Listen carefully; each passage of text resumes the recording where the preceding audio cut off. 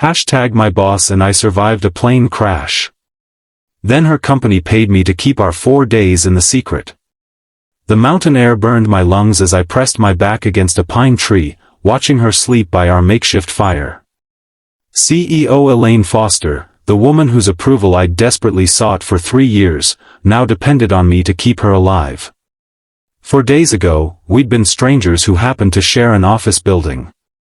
Now, I knew how she sounded when she cried, what her handwriting looked like when she thought she was writing her final words, and that she had a small crescent-shaped scar behind her right ear from a childhood accident. I knew too much. And apparently, that knowledge was worth exactly $2.5 million, provided I never spoke of what happened on that mountain. Before I tell you this story, a story I was paid to keep secret until now, take a moment to like this video and subscribe to the channel. Trust me, you'll want to hear what comes next. It started with a routine business trip. Nothing special, just another corporate event in Seattle where Elaine would deliver the same presentation she'd given a dozen times before, and I'd take notes as her executive assistant. I'd been working under her for 3 years at Meridian Technologies, always hoping to move up from my assistant role into something with more responsibility. More respect. The small charter plane was a last-minute arrangement after our commercial flight got cancelled. 10 seats, 2 pilots, and just us as passengers. Elaine spent the first hour on her laptop, barely acknowledging my existence as I reviewed her presentation notes. The woman was a force, brilliant, demanding, and utterly focused. At 42, she'd built Meridian from a startup into a tech giant worth billions. I was 28 and still trying to figure out how to get her to remember my name consistently. "Daniel," she said, looking up from her screen. "What do you think of the projections for the third quarter?" The fact that she asked my opinion was so unexpected that I fumbled my response. "They're ambitious, but achievable if the new product launch goes well." She nodded, studying me with new interest. "That's exactly what I think. You've been paying attention." It was the first real conversation we'd had in 3 years. I still remember thinking how strange it was, that moment of connection, just before the plane jerked violently and the oxygen masks dropped from above. The pilot's voice crackled through the intercom, tense but controlled, "Severe mechanical failure. Prepare for emergency landing." Emergency landing. Such a clinical term for what happened next. The plane bucking and shuddering. The terrifying descent. The trees rushing up to meet us. The impact that knocked me unconscious. I woke to silence and the smell of fuel and pine. My head throbbed where it had struck something hard. Blood trickled down my temple. The cabin was tilted at a sickening angle, torn open on one side. Through the gash, I could see dense forest. Mountains. Wilderness. "Elaine?" My voice sounded strange, muffled by the ringing in my ears. I unbuckled my seatbelt, nearly falling as the plane shifted beneath me. "Miss Foster?" I found her slumped against the window, unconscious but breathing. "The pilots, I don't want to describe what I found in the cockpit. Some details are still too raw, even years later. Getting Elaine out of the wreckage was my first priority. She was heavier than she looked, or maybe I was weaker than I thought. Either way, I managed to drag her a safe distance from the plane before collapsing beside her on the forest floor. Her expensive blazer was torn, her perfectly styled hair matted with blood from a gash on her scalp. "Daniel?" Her eyes fluttered open, confusion giving way to panic. "What happened?" "We crashed," I said, the words sounding ridiculous as they left my mouth. "The pilots, they didn't make it." She struggled to sit up, wincing as she discovered new injuries. "My phone, where's my phone?" Mine was destroyed in the crash. Hers had minimal battery and no signal. The plane's radio was damaged beyond use. We were alone in what we would later discover was the North Cascades wilderness, miles from any trail or road. That first night was the hardest. The temperature dropped rapidly as the sun set. We huddled in the remains of the plane, using the emergency blankets we found in a survival kit. Elaine was surprisingly calm, methodical even, as she inventoried our supplies: a first aid kit, a flare gun with 3 flares, some energy bars, and about 2 liters of water. "They'll find us," she said with the same confidence she used when addressing shareholders. The plane had a transponder. "Search and rescue will be here by morning." But morning came, and no one appeared. Then another morning. And another. By the 3rd day, we'd abandoned the wreckage and created a makeshift camp near a small stream about half a mile away. The plane had begun to smell of decay, and we couldn't bear to stay near it. We'd used 1 flare on the first night, hoping it would guide rescuers to us. Now we were rationing the remaining 2, along with our dwindling food supplies. "Why haven't they found us yet?"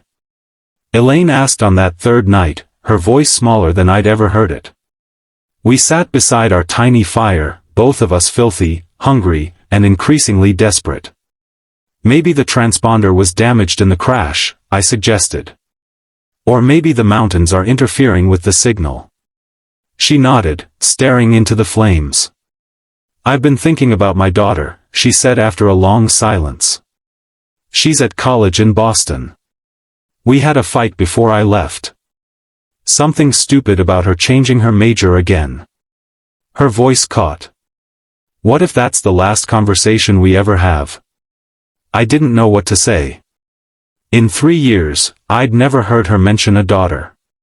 The woman who'd built walls around herself so high that even her executive assistant knew nothing of her personal life was now sitting across from me, vulnerable and afraid. "Tell me about her," I said. And she did. She told me about Sophie, her 19-year-old daughter who was artistic and rebellious and brilliant in ways completely different from her mother. She showed me the photo she kept in her wallet, a girl with Elaine's eyes but a warmer smile. She confessed her fears that she'd been too hard on her, too focused on success and achievement when Sophie needed understanding and acceptance. In turn, I told her about my own life. My dream of becoming a writer that had gotten sidelined by student debt and practicality.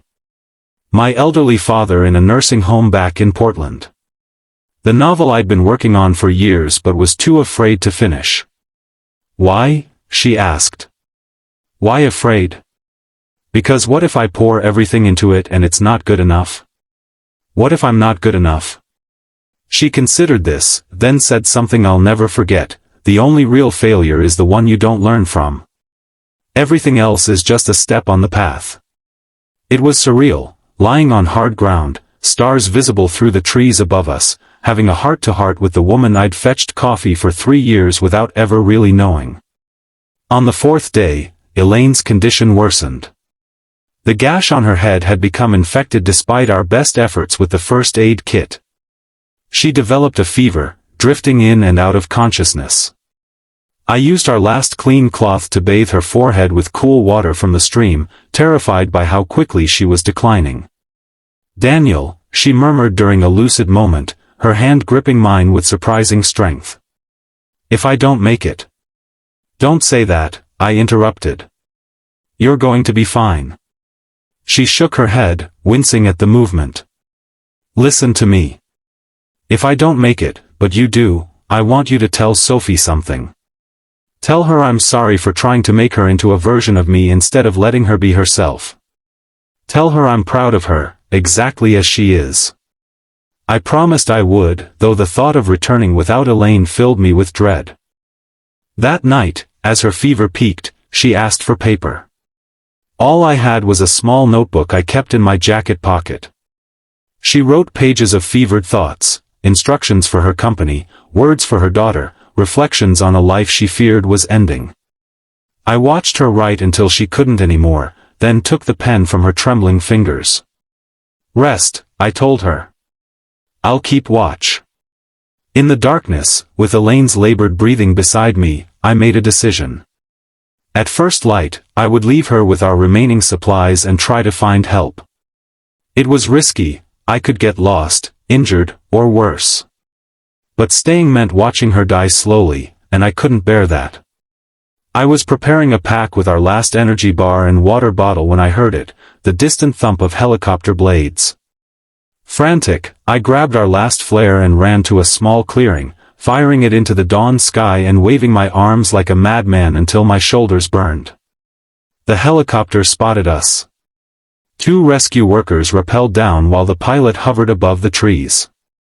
They were astonished to find us alive after 4 days. The search had been hampered by bad weather and the fact that the plane's emergency locator transmitter had indeed been damaged in the crash.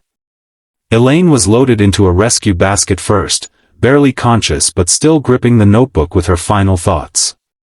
I followed, looking back one last time at our camp, the place where my boss had become Elaine, and I had become something more than just Daniel the assistant. At the hospital, I was treated for dehydration, exposure, and minor injuries. Elaine required surgery for her infected wound and several broken ribs we hadn't even known about. Her daughter Sophie flew in from Boston, and I watched their tearful reunion from the doorway of Elaine's hospital room, feeling like an intruder on a private moment. "You must be Daniel," Sophie said, turning to me with her mother's eyes. "Mom says you saved her life." I shook my head. We saved each other. 3 days after our rescue, while Elaine was still recovering, I was visited by 2 men in expensive suits who introduced themselves as Meridian's legal counsel. They explained that the company wanted to offer me compensation for my traumatic experience and my discretion regarding certain sensitive matters. Sensitive matters? I asked. They exchanged glances before one of them slid a document across the table. "During your time with Ms. Foster, she may have shared proprietary company information or personal details that could be problematic if made public. We're prepared to offer you a generous settlement in exchange for your complete confidentiality." The figure they named, $2.5 million, made me lightheaded. It was enough to pay off my student loans, move my father to a better facility, and finally write that novel without worrying about rent. All I had to do was sign a non-disclosure agreement promising never to speak about what happened during those 4 days. I asked to see Elaine before making my decision. They escorted me to her private room, where she was sitting up in bed, looking more like her old self despite the bandages and 4 lines. "Daniel," she said, dismissing the lawyers with a wave. When they were gone, she continued. "I assume they've made you an offer." "Yes," I said. "But I don't understand. What happened out there that's worth $2.5 million to keep quiet?" She sighed, looking suddenly tired. "It's not about what happened. It's about what could happen. Meridian is in the middle of a major acquisition. If word got out that the CEO had a complete breakdown, spilled company secrets, and wrote what amounts to a last will and testament questioning some of her own business decisions." She shook her head. "The stock would plummet. The deal would collapse." "You didn't have a breakdown," I argued. "You were human. There's a difference." "Not in business, there isn't." She met my eyes. "Take the money, Daniel. You earned it. But know that it comes with strings." "And what about us?" I asked. "These past 4 days. Never happened," she finished for me. "At least, not the way we experienced them. Officially, we survived a plane crash, were rescued, end of story." I felt something cold settle in my chest. "So we go back to how things were before. You're the boss, I'm the assistant who brings you coffee?" Her expression softened slightly. "No, not exactly. There's a creative director position opening in our Seattle office. The job listing goes live next week. I think you should apply." I stared at her, understanding slowly dawning. This was her way of acknowledging what had happened between us without breaking the rules she lived by. A promotion, a fresh start, but with the connection intact. I signed the papers that afternoon. The money was transferred to my account within 24 hours. I gave notice at Meridian the following week, much to everyone's surprise. 3 months later, my novel was halfway finished, my father was settled in a comfortable facility with a view of the garden he loved, and I was considering a small cabin in the mountains, not despite what had happened, but because of it. Elaine and I kept in touch, carefully, professionally. She sent a glowing recommendation when I applied for a teaching position at a small college. I sent her a signed copy of my novel when it was published 2 years later. We never explicitly mentioned those 4 days, but they lived between the lines of every communication. Then, last month, the NDA expired. 5 years had passed since the crash. 5 years since Elaine and I sat by a fire in the wilderness and told each other truths we'd never shared with anyone else. The day after the expiration, I received a text message from an unknown number. Some secrets are worth keeping, even when you don't have to anymore. But some stories deserve to be told. Your choice now. E. And that's why I'm telling this story today. Not to expose corporate secrets or embarrass a powerful woman, but because what happened on that mountain matters. 2 people who thought they knew who they were discovered they were something else entirely when stripped of the identities they'd built for themselves. Elaine retired from Meridian last year, stepping down at the height of her success to, as she put it in her press release, pursue other interests. Those interests, I happen to know, include rebuilding her relationship with Sophie and starting a foundation for wilderness preservation. As for me, my second novel comes out next month. It's about 2 strangers who survive a plane crash and find their way back to civilization, changed in ways they couldn't have imagined. Fiction, of course. But the truth is in there for those who know where to look. Some people ask me if I regret taking the money, agreeing to keep silent for 5 years. I don't. Some experiences are too precious, too personal to share immediately. They need time to settle into your bones, to become part of who you are rather than just something that happened to you. The mountain taught me that life is fragile, but people are stronger than they know. That sometimes you have to lose everything to find what matters. And that the most important journeys aren't measured in miles but in how far you're willing to go to become who you really are. Elaine and I still meet once a year for coffee. We don't talk about the crash or the 4 days that followed. We don't need to. Instead, we talk about our lives now, the people we've become since a broken plane and a mountainside stripped away our pretenses and left us with nothing but truth. And sometimes, that's enough. If this story resonated with you, please hit the like button and subscribe to hear more stories about transformation, survival, and the unexpected connections that shape our lives.